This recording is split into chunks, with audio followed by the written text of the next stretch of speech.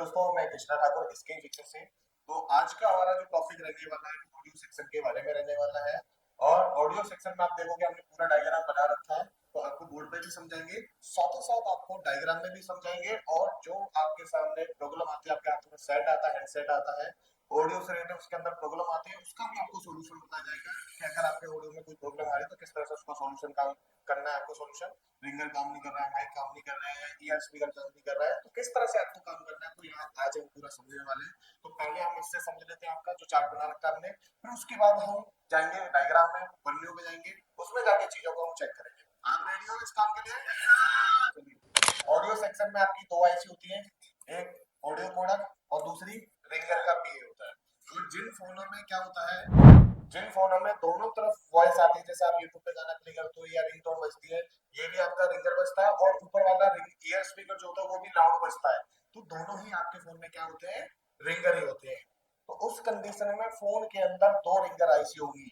और अगर आपके सिर्फ नीचे रिंगर ही बजता है, ऊपर ईयर स्पीकर लाउड नहीं बजता है, तो एक रिंगर आईसी होगी। और अगर दोनों लाउड बजते हैं तो कितनी आईसी होगी आपके फोन में? दो रिंगर आईसी आपको देखने के लिए मिल जाएगी। इसको रिंगर आईसी, रिंगर पीए, रिंगर ऑफ बोला जाता है। तो ये मैंने आपको समझाया। उसके बाद आपका जो ऑडियो कोडक होता है, रिंगर सिर्फ रिंगर आईसी से कनेक्ट होगा, ऑडियो आईसी से कनेक्ट नहीं होगा। ऑडियो आईसी से आपका कनेक्ट ईयर स्पीकर, माइक और जैसे हेडफोन होता है ना, उसके कनेक्शन सारे आपके ऑडियो सेक्शन से यानी ऑडियो आईसी से आपके रहते हैं।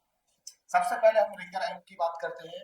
अगर आपके पास फोन आया है कि जिसमें रिंगर काम नहीं कर रहा है, तो पहला सबसे पहला जो आपको स्टेप फॉलो करना है वो करना है वॉक टीपी जीआर चेक। यानी इसके दोनों टीपी पे आपको क्या चेक करनी है? जीआर लेनी है। क्योंकि जीआर से हमें पता लगता है कि लाइन कनेक्ट है या नहीं है, कहीं लाइन ब्रेक तो नहीं है, ओएल तो नहीं, कहीं जीरो जीरो यानी शॉर्ट तो नहीं होगी। अगर लाइन ओएल आ रही है तो आपको सीरीज में जो लगे हुए कंपोनेंट है, जैसे इसमें रजिस्टर लगा हुआ है, किसी में कॉइल होगी, रजिस्टर लगा हुआ है, और आपको इसमें क्या है, ज्यादातर कॉइल मिलेगी। यहाँ लगी क्या मिलेगी आपको?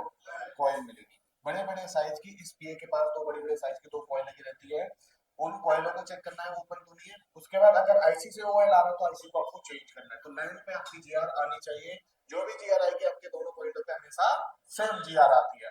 जीआर ओके होने के बाद अगर लाइन पे जीरो जीरो आ रहा है यानी लाइन शॉर्ट दिखा रहा है, तो आपको पैरेलल में लगे कॉइल को चेक करना है। जैसे पैरेलल में ये कैपेसिटर लगा हुआ है या फिर डायोड लगा हुआ है, तो इनको चेक करना है। और उसके बाद आपकी लाइन तब भी शॉर्ट आ रही है तो आपकी आईसी से शॉर्टिंग हो सकती है, आईसी को चेंज करना है। अगर आपकी लाइन की जीआर ओके है, दोनों पॉइंट पर प्रॉपर आपकी जीआर आ रही है, तो दूसरा आपका जो स्टेप होता है वॉट टीपी वोल्टेज चेक। यानी दोनों पॉइंटों पे आपको क्या चेक करने हैं? वोल्टेज। क्या चेक करने हैं आपको? वोल्टेज चेक करने हैं। क्योंकि वोल्टेज कब आएंगे आपके?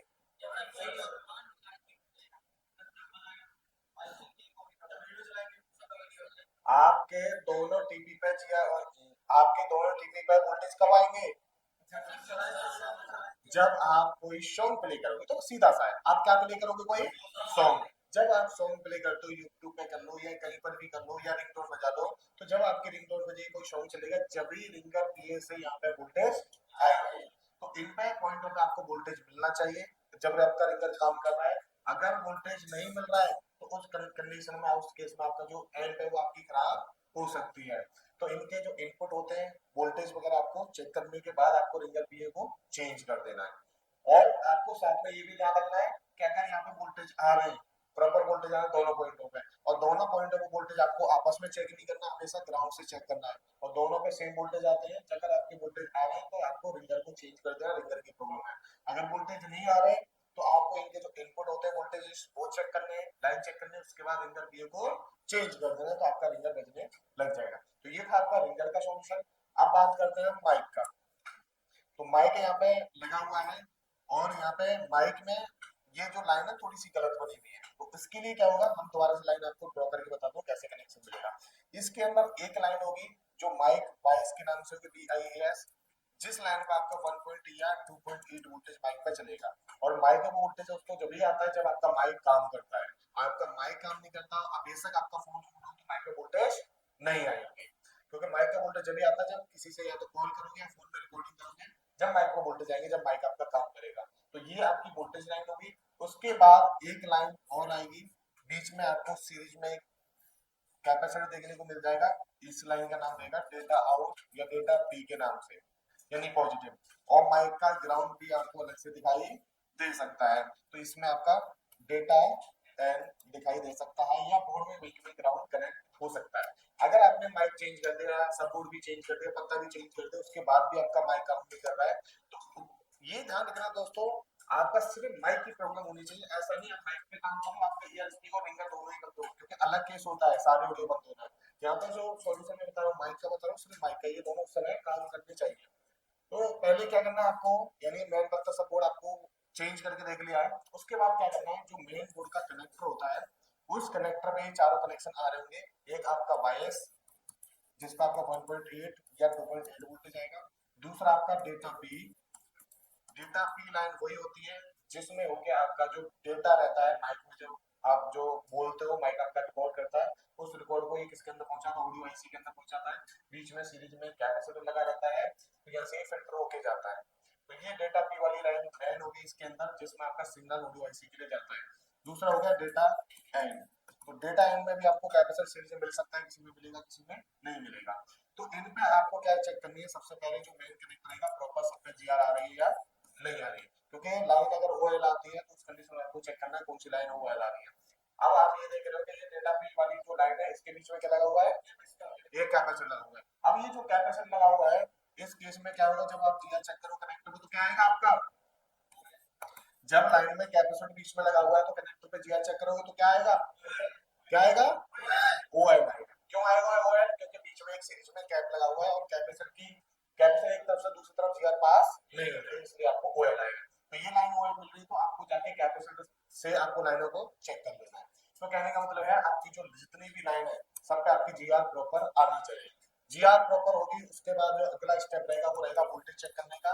तो माइक में रिकॉर्डिंग ऑन कर लो या किसी को कॉल लगा लो, उसके दौरान आपको क्या करना है, इसमें वोल्टेज चेक करना है आ रहा है या नहीं आ रहा। अगर वोल्टेज नहीं आ रहा है, आपका वोल्टेज दिखाई नहीं दे रहा है, तो समझ लेना कि आपकी ऑडियो आईसी से ही माइक के लिए कनेक्शन नहीं आ रही है, क्योंकि वोल्टेज आपका आना चाहिए। या कई केस में ऐसा हो जाता है कि वोल्टेज में दिक्कत होती है, बाकी डेटा लाइन वगैरह प्रॉपर एक्टिव रहती है। तो उस कंडीशन में क्या कर सकते हो आप, डीसी मशीन से भी 1.8 वोल्टेज देके इसके अंदर क्या कर सकते हो, चेक कर सकते हो। जैसे कल हमने प्रैक्टिकल किया था, वोल्टेज इनेबल देके हमने आउटपुट लिया था ना, ऐसे ही इसमें आपको इनपुट में वोल्टेज दे देने और फिर आपको देखना है माइक काम कर रहा है या नहीं कर रहा है। अगर माइक आपका काम करेगा तो समझ लो ऑडियो आईसी से आपके वोल्टेज नहीं आ रहे।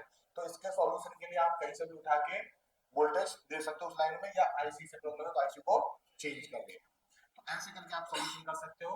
अगर मान लो वोल्टेज देने के बाद भी आपके जो माइक का काम नहीं कर रहा है, तो उस कंडीशन में सबसे पहले आपको ऑडियो आईसी को चेंज नहीं करनी है, ऑडियो आईसी के पास जाना है। इस ऑडियो आईसी के पास आपको इस तरह से एक ग्राउंड के साथ कैपेसिटर लिखा लगा हुआ दिखाई दे जाएगा, जिस पर लिखा रहेगा माइक कैप। क्या लिखा रहेगा, माइक कैप।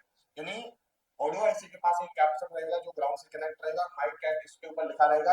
अगर ये कैपेसिटर आपका शॉर्ट हो गया, क्या हो गया ये, तो आपका माइक पे माइक वाली जितनी भी लाइन रहेगी सब पे जीआरपी होके आएगी, पर वोल्टेज नहीं बनेंगे और माइक भी आपका काम नहीं करेगा। तो आपको क्या करना है, ऑडियो आईसी को चेंज करने से पहले इस माइक के कैपेसिटर को जरूर चेक करना है। कई सारे मॉडलों में सेंसिंग एक मॉडलों में दिक्कत आ जाती है और भी मॉडलों में दिक्कत आती है कि शॉर्ट हो जाता है, और इसके शॉर्ट होने से आपका माइक काम नहीं करता है। तो आपको इसको चेक कर लेना। ये अगर ओके है, उसके बाद ही आपको ऑडियो आईसी को क्या करना है, चेंज करना है या रिकॉल करके देख लेना है। तो ये आपका हो गया दोस्तों माइक के लिए सॉल्यूशन। अब बात करते हैं ईयर स्पीकर की। तो ईयर स्पीकर में जैसे आपने रिक्टर के लिए सुना था, वैसे आपको काम करना है। इसके पास आपको सीरीज में नॉर्मल आपको रजिस्टर या कोई कॉइल देखने के लिए मिल जाएगी। सबसे पहले दोनों कॉइल में सेम जीआर आनी चाहिए। अगर लाइन ओएल आ रही है तो सीरीज का कंपोनेंट चेक करना है, अगर लाइन शॉर्ट आ रही है तो आपको पैरेलल के कंपोनेंट चेक करना है। अगर तीन कंपोनेंट से दिक्कत नहीं, लाइन तब भी शॉर्ट है तो ऑडियो आईसी से प्रॉब्लम हो सकती है। उसके बाद अगर लाइन की जीआर ओके आ रही है, दोनों पॉइंट में सेम जीआर आएगी, तो आपको किसी को कॉल करके या सेटिंग में जाके टेस्ट पॉइंट होता है ना, बहुत सारे मॉडलों को डायल करके चेक कर लेते हैं। तो आपका ईयर स्पीकर क्या होना चाहिए, ऑन होना चाहिए, एक्टिव होना चाहिए। जब इन पॉइंटों पे क्या आएंगे, आपके वोल्टेज आएंगे। तो वोल्टेज जब आएंगे जब भी आपको क्या करना है, दोनों पॉइंटों पे वोल्टेज चेक करना है, ग्राउंड से वोल्टेज आ रहा है या नहीं आ रहे हैं। अगर आपको वोल्टेज आ रहे हैं तो इसका मतलब आपका जो ईयर स्पीकर खराब है उसको आपको चेंज कर देना है। अगर आपका ईयर स्पीकर ओके है और वोल्टेज नहीं आ रहे हैं लाइनों में, तो ऑडियो आईसी क्या करना है, आपको चेंज करना है। तो ऐसे करके आप जो आपके माइक हो गया या आपका ईयर स्पीकर हो गया, रिंगर हो गया, इस तरह से आप सॉल्यूशन कर सकते हो। उसके बाद हम जानते हैं कि हमारे फोन में एक प्रॉब्लम आती है, कई सारे मॉडलों में दिक्कत आती है कि हमारे फोन के सारे ऑडियो एक साथ क्या हो जाते हैं, बंद हो जाते हैं। जब भी हमारे एक साथ ऑडियो सारे एक साथ बंद होते हैं, जो मेन प्रॉब्लम आती है सबसे ज्यादा वो सीपीयू पे आती है, तो आप सीपीयू को क्या कर सकते हो, रिवॉल्व, और आप सीपीयू को रिवॉल्व करोगे, आपकी प्रॉब्लम क्या हो जाएगी, सॉल्व हो जाएगी।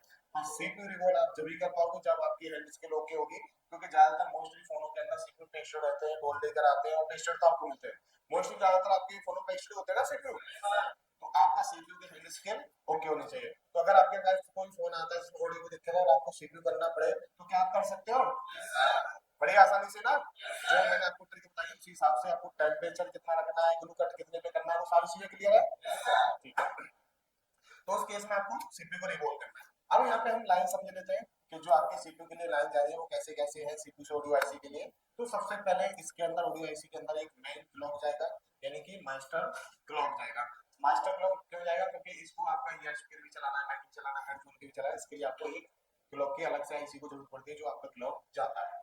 ऑडियो सेक्शन में आपको I2S प्रोटोकॉल मिलेगा, या I2S प्रोटोकॉल नहीं होगा तो डायरेक्ट RX और TX मिल जाएगी। क्या मिलेगा आपको, अगर RX TX नहीं होगा तो क्या मिलेगा आपको, I2S। क्या मिलेगा, I2S मिल जाएगा। तो इनमें से कोई एक मिलेगा, या I2S आपका जो प्रोटोकॉल होता है वो ऑडियो का प्रोटोकॉल होता है। I2S प्रोटोकॉल सिर्फ ऑडियो के लिए यूज किया जाता है, कहीं और यूज नहीं किया जाता है। अब इसके अंदर आप देखोगे एक इसके अंदर I2C भी दे रखा है। I2C इसके अंदर प्रोटोकॉल में आप कभी ये मत समझ लेना कि I2C जो दे रखा है इसी के अंदर ऑडियो को डेटा आता जाता है, इसके अंदर आता जाता है क्या डेटा आपका, नहीं ना, ये सिर्फ किस काम के लिए होता है, ऑडियो आईसी को चेक करने के लिए। सीपीयू जब फोन ऑन होता है, सीपीयू फोन के हर एक आईसी को चेक करता है, ऐसे ही ऑडियो सेक्शन को भी चेक करेगा, तो इसके द्वारा सीपीयू आईसी को सेल्फ टेस्ट करता है आईसी के है या नहीं है, समझे, इसके लिए I2C दे रखा है। ऐसे आपके रिंगर पे के अंदर I2S मिलेगा डेटा के लिए, आपका जो ऑडियो का डेटा आ जाएगा, और उसके बाद आईसी को रिंगर आईसी को चेक करने के लिए ये आपका I2C मिलेगा। तो इस तरह से आपको कनेक्शन मिलने चाहिए। इन कनेक्शन पे किसी को ओएल वगैरह या शॉर्ट नहीं होना चाहिए, सबका ऑडियो कोई काम नहीं करेगा, सब पे आपके जीआर वगैरह ओके होने चाहिए। सारे ऑडियो ज्यादातर बंद होते हैं तो ज्यादातर प्रॉब्लम जो रहती है आपकी सीपीयू से रहती है।